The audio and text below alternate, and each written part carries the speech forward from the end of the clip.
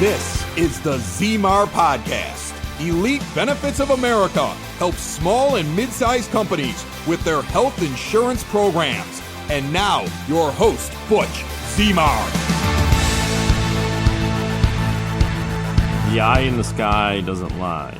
So growing up in sports, some parents had their camcorder out there. So back in my day, there was, the full VHS tape that went into a camcorder. Then they eventually went to the smaller versions, but usually it was the dads out there with the video cameras. The coaches wanted to watch the video replay as well. So we had what they call film nights, and it was film because it literally was a film video back in the day, and then eventually it was in the VHS still tape, and then today they have digital. Even some of the parents, even in the hockey arena, they're videotaping on their iPads. And obviously they do this to try to improve youth development as the players, no matter what the sport is, improve. There was one event that I remember we're playing football, Friday night lights, right? So teenagers are ready to go. They don't have a care in the world. They just want to go play football. And I remember at some point in this game that the quarterback was sacked, and everybody kept pointing fingers at each other because they thought it was somebody else's fault. It wasn't theirs. Everybody claimed they took a guy. And so therefore, if everybody on the line took a guy, that means who's there left to come in and sack. And so they finished the game, or we did, and we probably lost. It's hard to say at this point. It was so many years ago. But I'm sure it was just fun in the end, no matter what the outcomes were. So that was Friday. Fast forward to Monday, there was a light practice, and then we have films. And so we would watch the play-by-play. So sometimes the coaches already went through it, and sometimes we had coaches that edited, like they end up deleting sections of it that they didn't really want to go over just to shorten that time we're in that room. Because it really could be a long time. I remember in some cases it could be as much as 2 hours. So and I thought that was crazy, but the parents were expecting it. So we were in the stadium and up in an office, and of course it's hot in there, and because there's no ventilation in a stadium office, because why would there be in a high school? And I just remember some of us having to stand in the back of the room. Otherwise, we would fall asleep in the middle of films. I don't know about anybody listening to this, if you fell asleep or, weren't paying attention, usually there was some consequence to it. So we were standing in the back of the room. So we get to the play where the quarterback is sacked, and we're trying to figure out what happened, right? How did it happen? Everyone had somebody. You could see that pretty clear in the video, but who is to blame, right? So, or was there nobody to blame? Well, it just happened, right? And so, again, the only one that knows is the eye in the sky, because nobody can remember specifics from that game. And of course, everybody thought that they had a guy, and therefore it shouldn't have happened. And if I remember right, it was the outside linebacker that snuck in for a blitz and went right through the middle because everybody was preoccupied, somehow squeezed through, and nobody blocked them. So there was a sack, right? But of course, it was picked up by the eye in the sky. There's eye in the sky in many different spots. So I'll just give you a quick story. I was out at sea. I served on an aircraft carrier. Out of 36 months I was in the fleet, about 25 of those months were actually at sea on an aircraft carrier. I didn't serve on anything else, but I was on 3 aircraft carriers during that time frame. And when you're out at sea, you got a little bit of freedom. Some of it's based on morale. Some of it is just because they don't have restrictions, but they do have restrictions in other areas. But on the tower, so like you can look at an aircraft carrier and there's this tower, and that's obviously where the captain's bridge is and all kinds of stuff. You got radars on the top, but there's this balcony, and this balcony, there's I think there's a couple of them, but there's one that they call Vultures Roll. That is a spot where you could actually go and watch the aircraft's taking off and landing on the aircraft carrier. It's actually a really, really cool experience. We're a bunch of 19-year-olds anyway, so we were looking for something to not cause trouble with, and it's a great way to do it. But with 7,500 men and women on board, I was always surprised that most of the time we went in there, it was never crowded. I'm sure there was at times, but you can't fit a whole lot of people on there. And I'm going by memory, but you could probably fit close to 20 people on there. And there were usually, at least when I was up there, there usually wasn't more than 10. And so you're able to watch these takeoff and landings. It could be helicopters, it could be jets.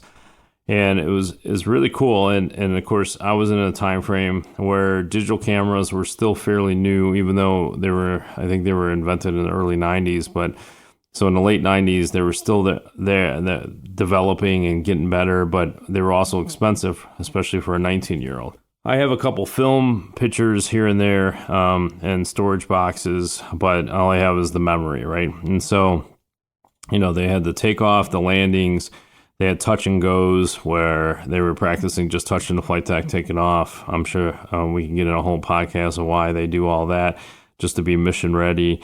Obviously, supply ships come by, even the helicopters bringing supply or men. Sometimes there was special forces teams that got dropped off in helicopters. We don't know anything that's going on. Just, 10 guys come out of an helicopter or something like that. And sometimes it seems like they just show up, they eat our food, and they take off. So, you could see a lot of this activity happening from this balcony, which is kind of cool. And so you could take pictures, and I would say most of the pictures we took came out just fine. Very few got distorted to some degree because there's this radar spinning above you. Who knows if it still happens the same way today. I think on the older aircraft carriers it's still there, but so every time that radar antenna moved around, it was like a beep, boop, but it was obviously just in a transmission. And so if you took a picture at the same time, there were some issues with the picture on film.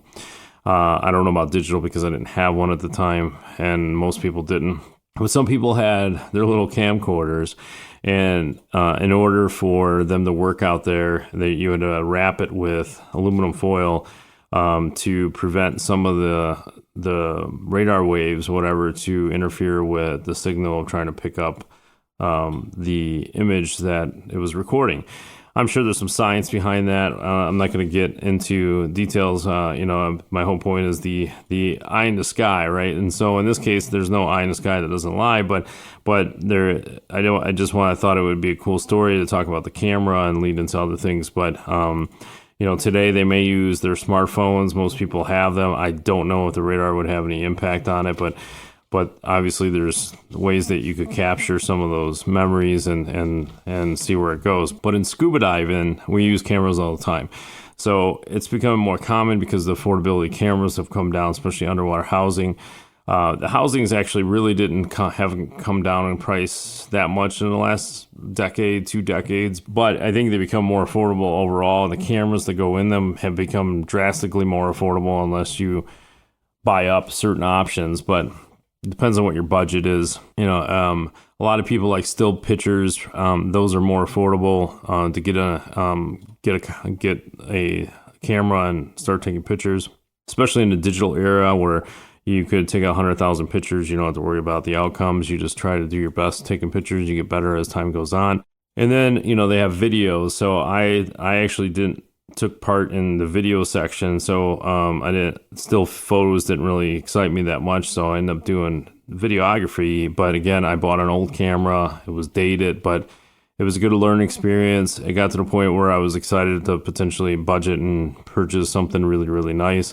And then I started having a family, and obviously time and money went elsewhere. But when I get back into it, I'll be excited again to buy some of the newer technology stuff with lighting and even the lenses that they put on these things.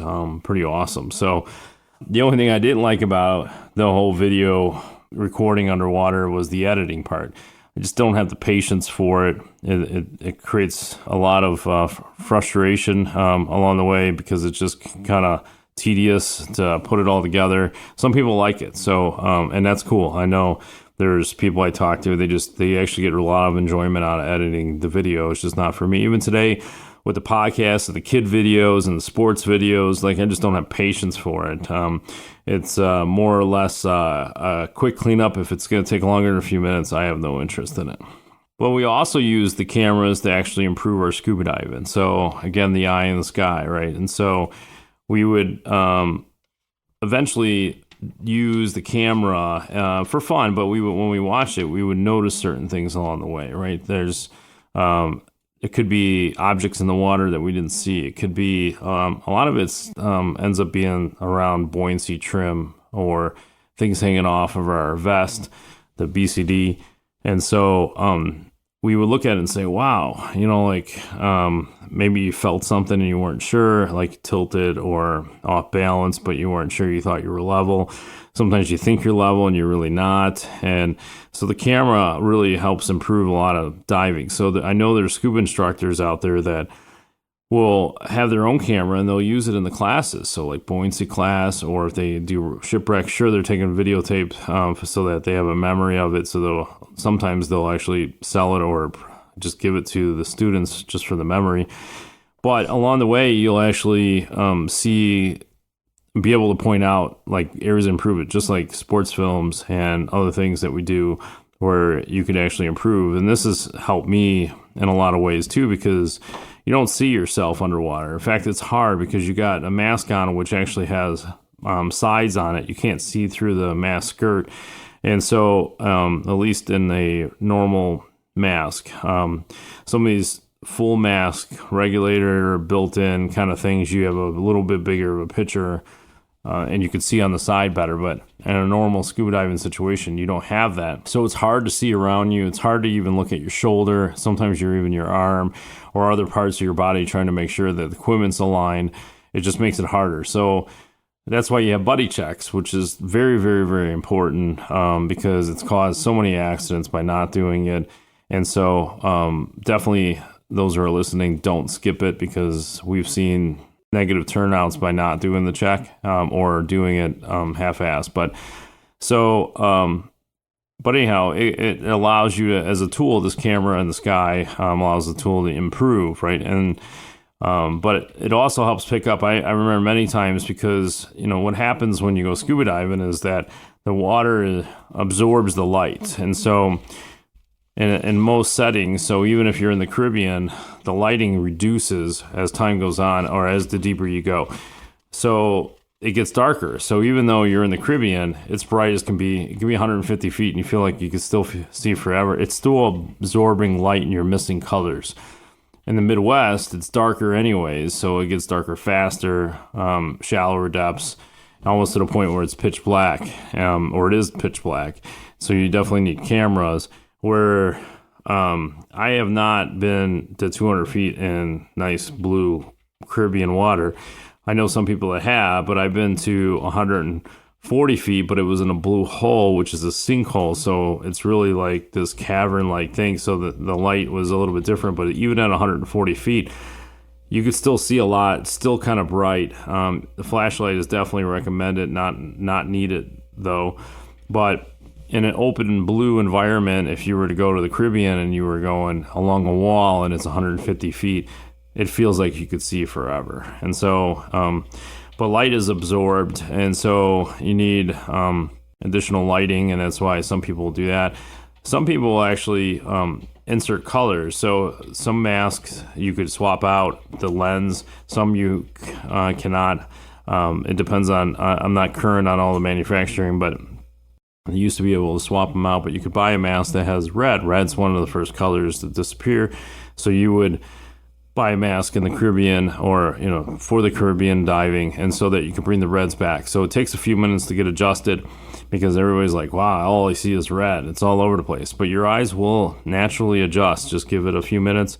And then all of a sudden, all the reds underwater start popping out, right? So because they weren't there before, because the light absorbs, and that's the first color to go.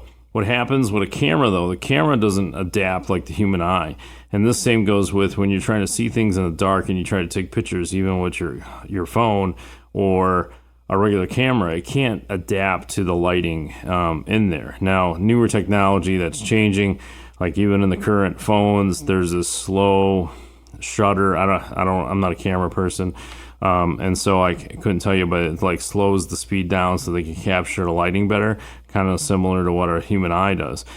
But when you're scuba diving, let's say with the video camera, you may not notice certain things because of your natural ability to adapt, or it's too dark, or other shadows got in the way, but a camera could actually pick it up.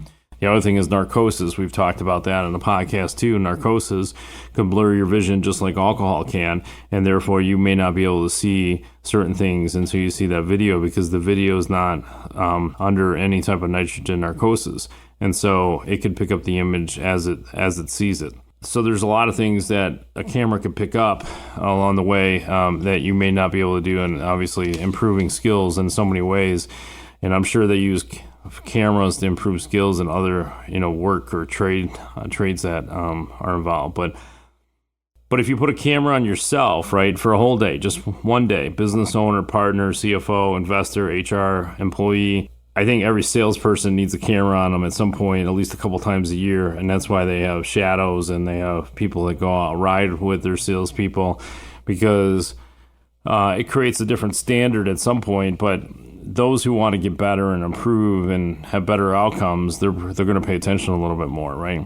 But what happens is that you miss opportunities, right? As business owner, CFO, HR, even though HR is not selling anything, or that average employee, right? So is that outside linebacker blitzing and sacking your quarterback and you don't even know what's happening, right? What if you missed a lever on a shipwreck that could have opened up a door that you could at least explore from the outside? You can put your flashlight in there and see what's going on. You might be able to see a school of fish when you do that too. I'm not recommending disrupting an environment, but a lot of shipwrecks, if there's moving parts, you could do it. Just there's safety protocols that's in place, but you could have missed that opportunity. And I'm just translating it from a work environment. There's missed opportunities every single day. Business owners know this all day long. And salespeople for sure. Most salespeople are lazy. Most salespeople don't follow up enough. And so most salespeople are not focusing on the right activity. Business owners are the same, but a lot of employees are the same. It's a missed opportunity. So there's opportunity costs that can add up to a lot of money. Not only in lost revenue, but it could increase expenses. And it could have been a bad opportunity you pursued instead of another, or you could have acted on it too soon or too late, or just the wrong timing, a number of things, right? It's an opportunity cost. One example of this is a business. Does your company have a data recovery plan, right? What if your company was hacked, the data was stolen, or it was ransomed? Like, how would you survive? Do you have a plan for that? I can't tell you how many times I've heard the story, and I had clients that had this situation where the power went out at the business, and the office couldn't supply any power. So obviously they can't be productive in the workplace. But the reality is some people will say, well, that's the landlord's responsibility. Or is it, right? Or is it yours? Because your customers or clients are dependent on you, not your landlord. And so how can you prepare for opportunities that are presented that you could have had taken steps already to prevent or be ready for? And the same thing goes in benefit renewals. Things are missed on a regular basis, right? It could be the broker, it could be the HR, it could be owner, CFO, all of them, right? And so again, you need a camera in the sky because it doesn't lie, but human nature does. In some cases, some people would say people lie all the time. It's just a matter of what. And I'm not saying that in a business transaction there is. I'm just saying that when there's an issue such as rising costs, 30-40% and premium increases, or even if it's just double digits in general, or out-of-pocket expenses keep trickling up for the employees at claim time, all those are opportunities to be attacked. It's just a matter of how you go about it and is something missed. And again, it could be something that's just completely missed unless you put a camera behind it, right? So there's a lot of things that could be costing you money right now. So to give you an example, we're going through renewal season. We're at the beginning of the stages of it. And so we're looking at an account that has been working with the same broker for 15 years or something like that. They're a larger firm, definitely by a long shot. They're nationwide, and they're just a pretty big agency. And they were just questioning the fact that every year they just have to stomach the increase.